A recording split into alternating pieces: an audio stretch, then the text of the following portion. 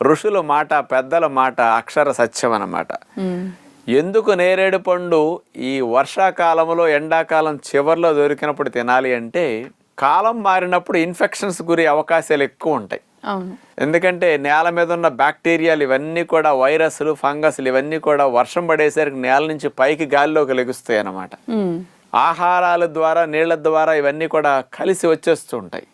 ఈ ఇన్ఫెక్షన్స్ బారి నుంచి రక్షించడానికి నేరేడు పండు తీసుకుంటే, నేరేడు పండులో ఉండే యాంటీ ఆక్సిడెంట్స్ ఏ పండ్లు లేనంత ఎక్కువ యాంటీ ఆక్సిడెంట్స్ ఉంటాయి.